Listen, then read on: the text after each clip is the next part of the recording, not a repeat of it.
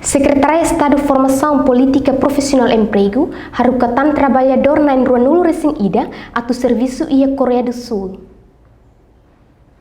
Trabalhador na Nulu recém ida ne husi Kela Timor-Leste li husi aeroporto internacional Nicolau Lobato Dili sexta-feira semana ne. Trabalhador sirene, maioria mane no seu serviço e área pescas. Diretor de Direção Nacional de Emprego Exterior, Filomeno Soares, husuba trabalhador sira, cumpre na fatin regra no compromisso nebe assina ona e acordo. Adula bele prejudica a anrasik, família no governo.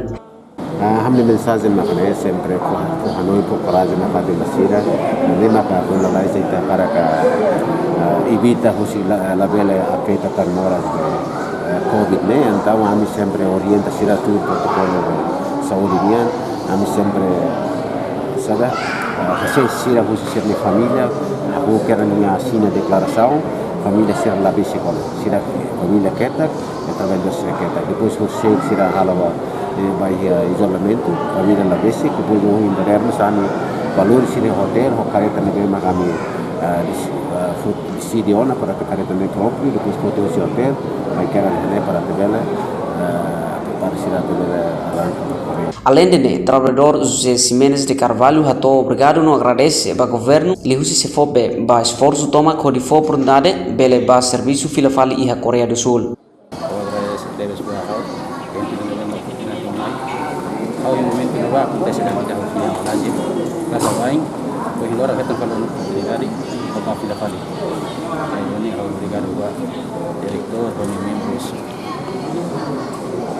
Staff sih itu, tapi mungkin kalau satu mingguan ya, boleh sih itu, tapi mungkin atau lau, dengan barang yang lebih mungkin serfon yang